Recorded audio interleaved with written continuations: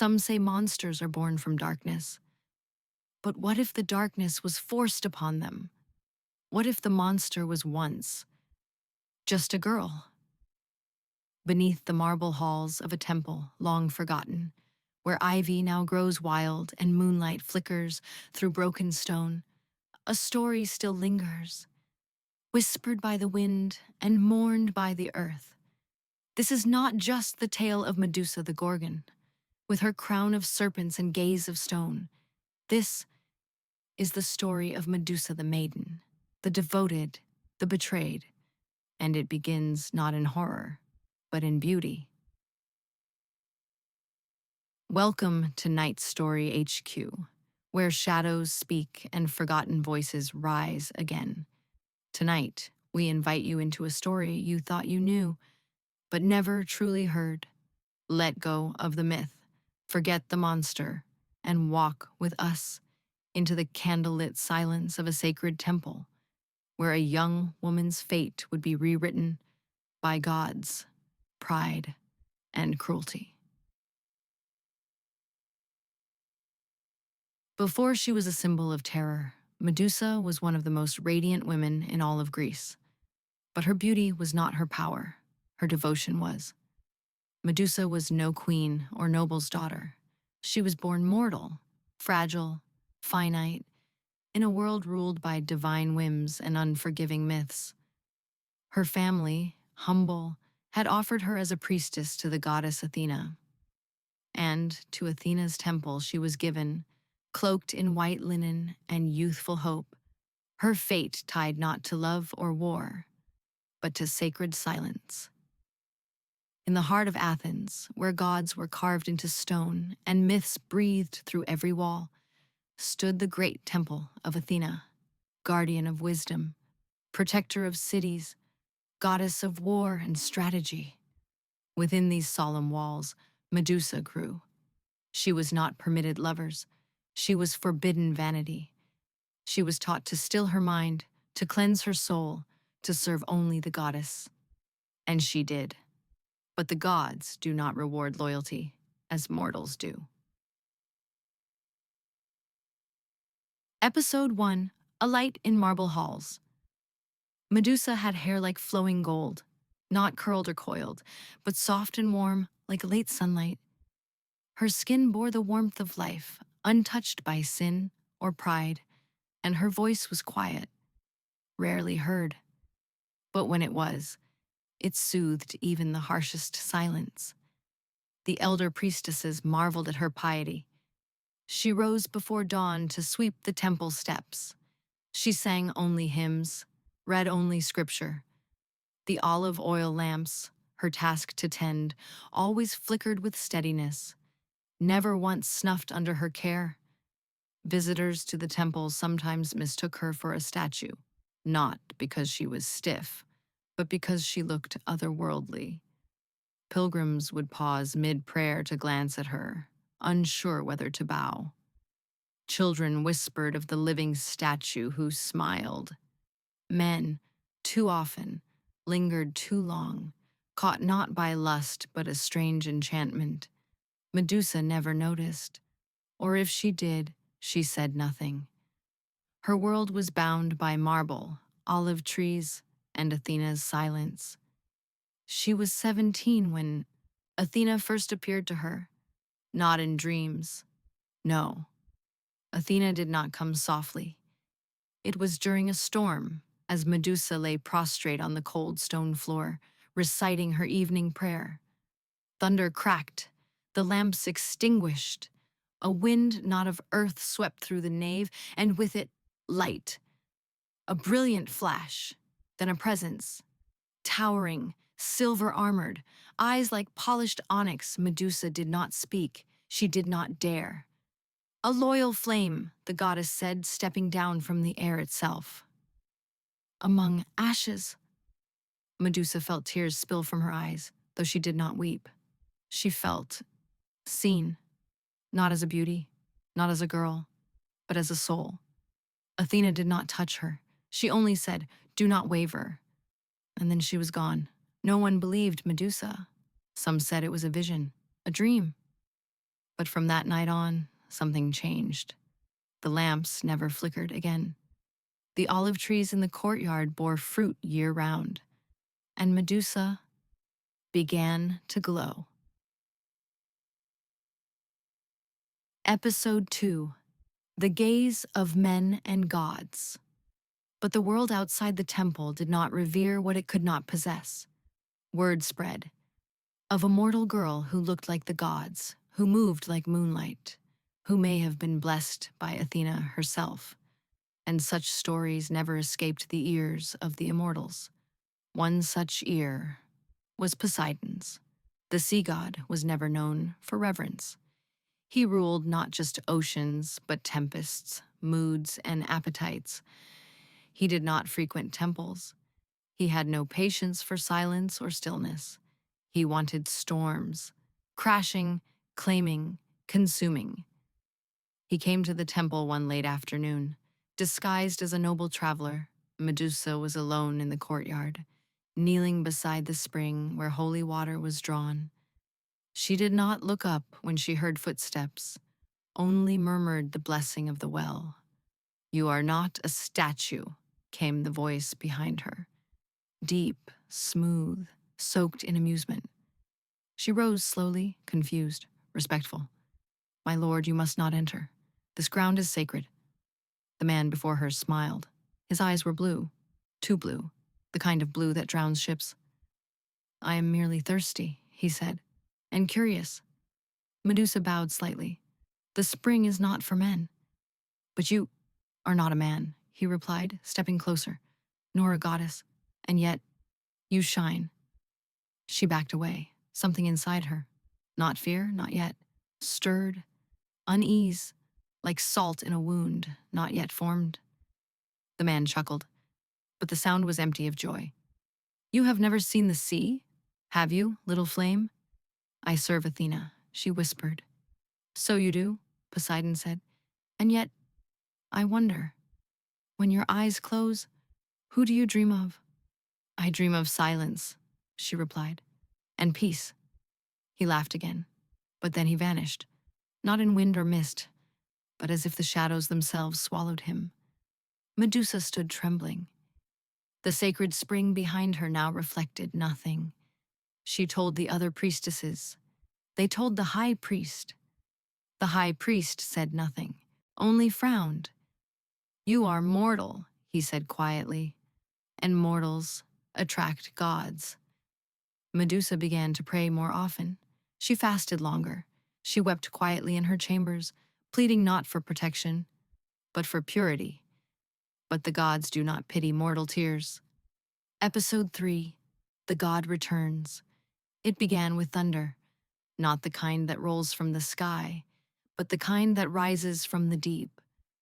For 3 days, the sea near Athens boiled unnaturally.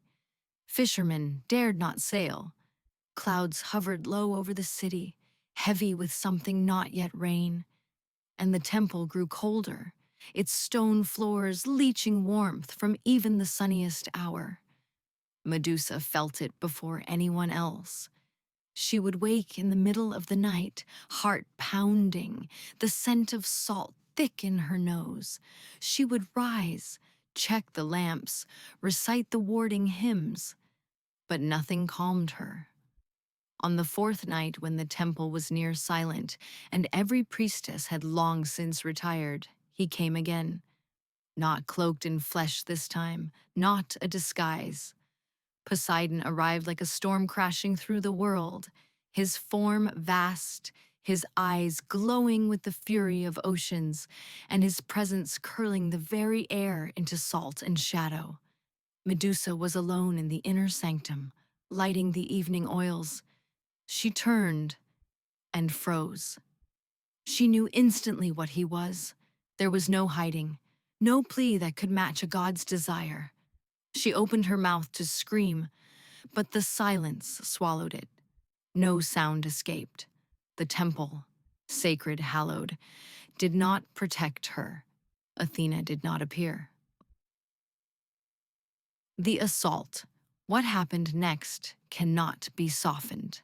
Medusa, daughter of no one, loyal servant of the goddess, keeper of the sacred fires, was defiled upon the very floor of the temple she had worshipped all her life, not by a mortal man, not by a shadow or beast, but by a god, revered, honored, and feared. Poseidon did not speak when it was done. He simply vanished, like sea foam on stone. No apology, no shame, just silence. And Medusa, broken, bleeding, and alone, lay curled beneath the statue of Athena. Her tears were not loud. Her voice made no echo. Her prayer, hoarse and trembling, rose only to the ears of stone. The oil lamps flickered. The marble walls, once white, now seemed stained with shadow. She remained there until dawn, and still no one came.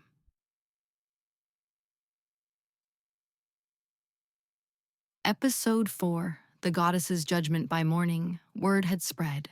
No one saw the act, but the destruction it left behind was unmistakable. Cracks in the temple floor, shattered ceremonial vases, the scent of the sea lingering where no tide could reach. The high priest was the first to see Medusa. He did not weep. He did not kneel. He stepped back and said coldly, "You have brought defilement into the sacred hall." Medusa couldn't understand. She was the victim, the loyal one, the chosen. She tried to speak, tried to explain, but no words felt strong enough to stand against a god's name. Then Athena came, not as light this time, not as mercy. She descended like judgment carved in gold. The statue above Medusa cracked and split, and from it stepped the goddess, eyes glowing with wrath. Medusa looked up with hope, broken but still hoping. "My goddess," she choked. I did not." Athena raised a hand. Silence. The temple fell still. Medusa's breath caught. "He came. I begged. I prayed. You allowed your body to be touched within my temple," Athena said, her voice cold as forged iron. "You brought impurity to sacred ground." Medusa's mouth opened, but nothing came. She wasn't being pitied. She was being blamed. Athena's eyes narrowed. "You tempted him." "No," Medusa whispered. "I swear to you." "You tempted a god," Athena repeated. "And in doing so, you have made mockery of my sanctuary." Medusa collapsed forward, forehead against the stone, weeping now. "I was faithful," she sobbed. "I did everything right." But the goddess saw no innocence, only a broken vessel, only weakness, and gods, above all, despise weakness. The curse. "I will not have my halls remembered for shame," Athena declared. And with a voice like thunder breaking through marble, she cast her judgment. "I strip you of your beauty, that which lured a god from the sea. I strip you of your mortal warmth, that which made you a danger to all who see. I strip you of your face, and give you one that shall not be looked upon without consequence." Medusa's body lifted from the ground, not by choice, but by divine force. Her limbs twisted, her skin grew cold, her bones stretched into unfamiliar forms. Her golden hair writhed and coiled, splitting into serpents, each one hissing with her pain. She screamed, not just from agony, but from betrayal. She had loved Athena, served her, worshipped her. And this was her reward? Athena spoke one final curse. "You shall live alone, far from man and God, in the ruins of what you once were, and your eyes, your cursed, weeping eyes, shall turn all who meet them to stone." Then the temple shook, and Medusa, now something else, not mortal, not divine, vanished into exile. Episode 5, Stone and Silence. The world did not mourn her. They whispered of her. but not her pain. They spoke of the monster, not the girl. The tale was passed from lips to scroll, twisted, glorified, and simplified. A beautiful girl tempted a god. A goddess grew jealous. The girl became a beast. The truth, the pain, the violation, the silence, was lost beneath the noise. Medusa, now hidden in a cave far beyond the reach of man, spent her days in darkness. She did not gaze at her reflection. She no longer sang. She spoke only to the serpents, who curled beside her in sleep, who never judged her for her form, who hissed when strangers neared. The first man to find her was a hunter. He raised his sword, she raised her eyes, and he became stone. From then on, she learned to hide. She did not want to kill, but she also would not let herself be touched again. Episode 6. A Name Whispered in Fear. The land where Medusa fled was a place unclaimed, far from city-states and sacred hills, where the ground cracked with forgotten anger and even birds dared not sing. It was not home, but it was where the world left her. The cave was not cold. The earth there hummed with a strange, buried warmth, like the memory of fire long extinguished. It had once been a shrine, perhaps long ago, before even the gods had names. Its pillars were toppled, its altars broken, its stones silent. It became her shelter. She did not decorate it. She did not mark its walls. She let it be hollow, for that is what she was now. She tried to pray again, but when she knelt, the serpents coiled uneasily.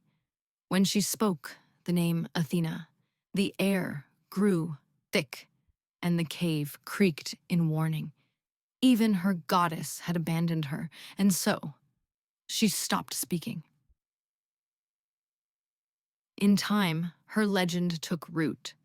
Men who sought riches or glory would wander too deep into the wild. Some never returned. Others returned in stone, frozen in mid-step, eyes wide, faces locked in awe or terror.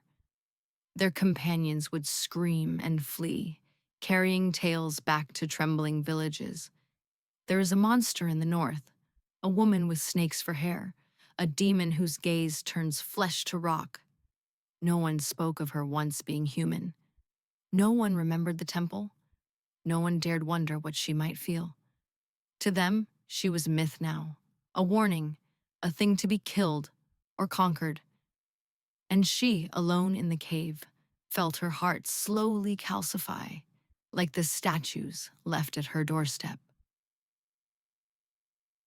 Episode 7. The Memory of Skin. But monsters do not weep, they say, and that too is a lie. Medusa did not weep often, but when she did, it was not soft. It was raw, violent, silent only because the sobs never made it to her lips. The serpents would coil tighter during those moments, not in anger, but in grief, as if they too remembered the girl beneath the curse, as if they mourned her with hissing lullabies. She remembered touches, not of Poseidon, but before. Her mother's hand in her hair, the heat of temple sun on her cheeks, the feeling of woolen robes against her skin, scented with sacred olive oil. Now her skin felt like marble, cold, strange. She didn't know if she was alive or merely breathing. One night, she found a shard of polished bronze buried in the dust of the cave. Once part of a warrior's armor, now dulled and dented. She looked into it, carefully. The reflection was hazy, but what she saw made her breath catch. Her eyes, once green like spring fields, now glowed faintly yellow, like embers. Her face was still hers, in shape, but it was paler, sharper, haunted, and her hair slithered. It moved with her breath, alive, ever watchful. She touched one serpent gently. It nuzzled against her hand. It didn't bite. It simply existed, just like her. Episode 8. The Unwanted. God's Years Passed. She did not count them. Time, in exile, loses meaning. But the gods remembered her. In whispers. Not in pity, but in annoyance. Artemis, goddess of the hunt, sent scouts near her domain. None returned. Ares, curious for sport, sent warriors just to see what kind of monster made men turn to stone. He too learned not to disturb her. None dared face her directly, not even Athena. Instead, they let the myth fester, let it warp. She was cursed because she seduced Poseidon. She was punished for her vanity. She wanted too much. She looked too beautiful. She was too proud. Each retelling pulled her further from truth and deeper into caricature. Medusa the maiden was gone. Medusa the monster had taken her place, and still she said nothing. But inside, where words once bloomed like prayer, now lived only grief. Episode 9. The Visitor. One day, after so many seasons, she had forgotten the names of trees. A child came. Not a warrior, not a thief. A girl, no more than 10, barefoot and wide-eyed. Medusa felt her long before she entered the cave. The serpents hissed in warning, but Medusa hushed them. The child stepped into the entrance, holding a small satchel of bread and dried figs. "I brought food," she said shyly, not stepping closer. "Mama says you're the reason Papa never came back, but I don't think that's true." Medusa didn't move. The girl placed the satchel on a stone and backed away. "You're sad," she said simply. "I can tell." Medusa turned her face slightly, enough to see without meeting the girl's eyes. "You shouldn't be here." The girl didn't flinch. "Are you going to turn me to stone?" Medusa shook her head. "No." "Then I'll come again," the child said. "You shouldn't be alone." Medusa opened her mouth to say no, but no sound came, and the girl left. She came again, and again. Each time she brought something. A flower, a piece of fruit, a badly sung hymn she had learned from her mother. They never spoke long, but Medusa listened, and for the first time in years, she felt less hollow. Until the gods noticed. Episode 10. The Warning.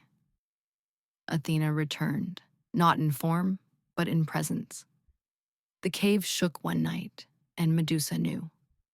"You seek comfort in the eyes of children?" The goddess's voice echoed in her mind. "Do you forget what you are?" "I did not ask to be this," Medusa replied softly. "You were made for silence, for solitude." "For memory," Athena hissed. "Then why do you let them come?" Medusa asked.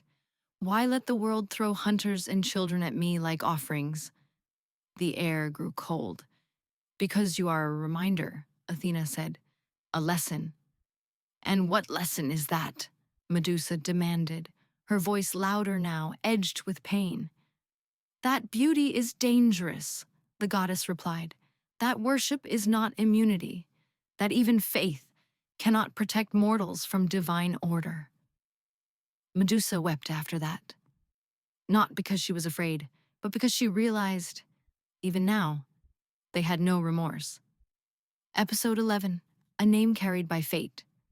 Far across the seas, where Olympus cast long shadows and kings bargained with gods, a boy was growing into a man. His name was Perseus, born of prophecy, raised by fear, favored by destiny. His path was not one of choice, but of orchestration. The gods whispered in his dreams, not with love, but with purpose. They sculpted him like marble, hard and shining, then pointed him toward the cave where stone men stood like tombstones, their eyes forever wide. Bring us her head, they said. She is evil, a curse, a danger to the world. They gave him gifts, a mirrored shield from Athena, winged sandals from Hermes, a blade forged not by man, but by divine will. No one asked why the gods feared a woman in exile. No one questioned why a monster was needed to make a hero. And so, Perseus sailed, determined to kill a creature whose name he did not understand. Episode 12. Echoes of the End. Medusa felt it long before he arrived, a tremor beneath her bones, a silence between the wind. The serpents grew restless. They hissed without cause. They coiled tightly around her shoulders, alert. She stood at the mouth of the cave and looked at the stars for the first time in decades. They looked back, indifferent. Something inside her had shifted in the years of isolation. Something that no longer feared death, but welcomed it. Not because she wanted to die, but because she wanted the noise to stop. She no longer hoped the world would remember her rightly. She only wanted it to forget her gently. Episode 13. The Shield That Doesn't Shatter. Perseus arrived at dawn. He did not enter the cave immediately. He stood at its mouth, steadying his breath, his shield held before him, always angled, always reflecting. He called out, "Medusa." His voice echoed against stone. Inside, she did not move. "Medusa," he called again. "I do not wish to suffer." She stepped forward, not enough for her eyes to meet his, but enough for her voice to carry. Then turned back. He hesitated.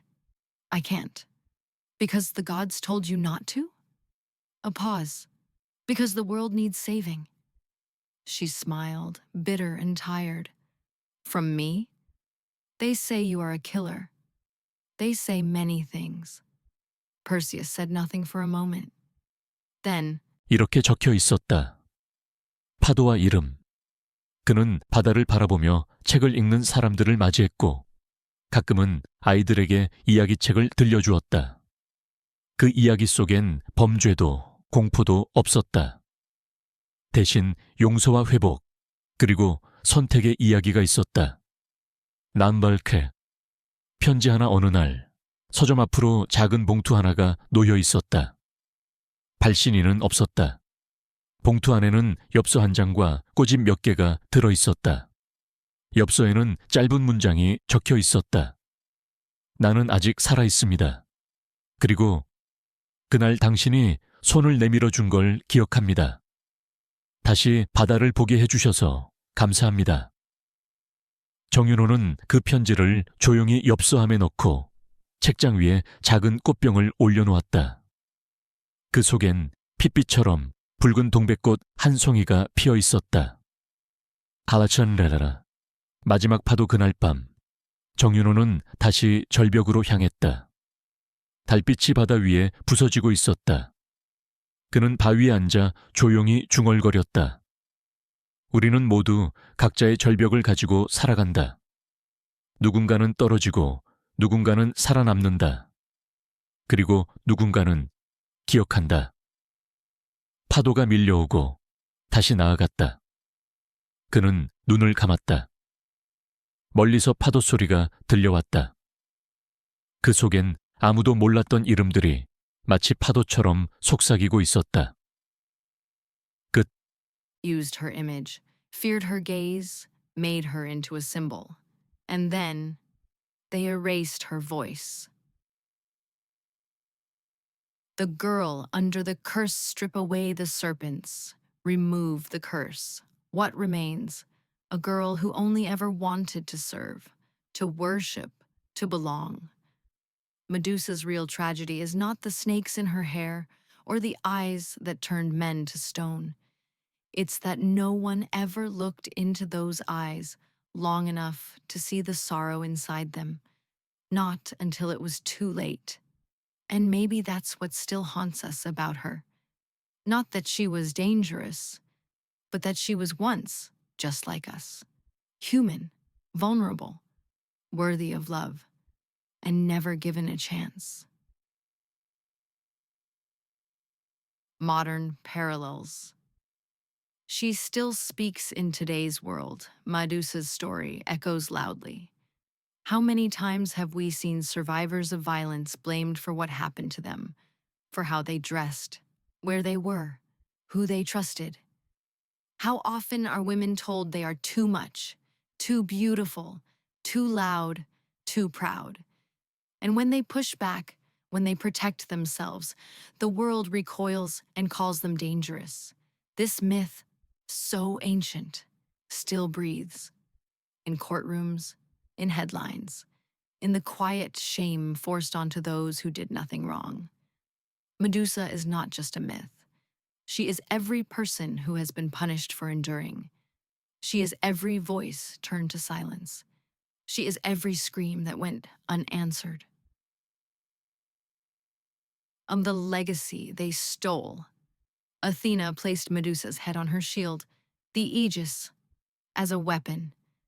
But some say that even in death, Medusa's eyes still held power, not just to petrify, but to reveal, to reflect the fear that others projected onto her, to force gods and men alike to look at themselves and see what they had done.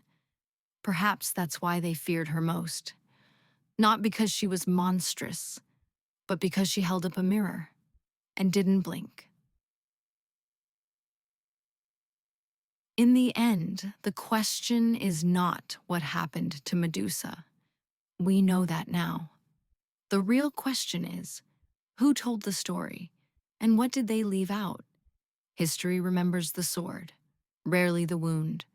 It praises the hero, rarely the girl left bleeding in his path.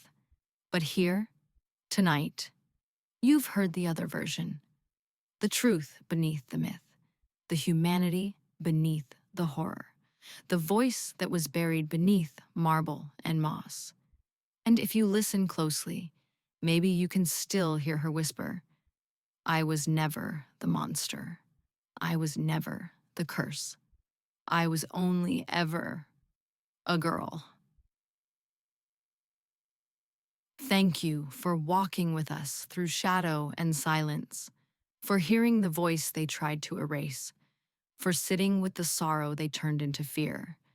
This has been Night Story HQ, where darkness reveals, not hides. Until next time, may you question the stories you're told, and may you never forget the ones they tried to bury. Good night.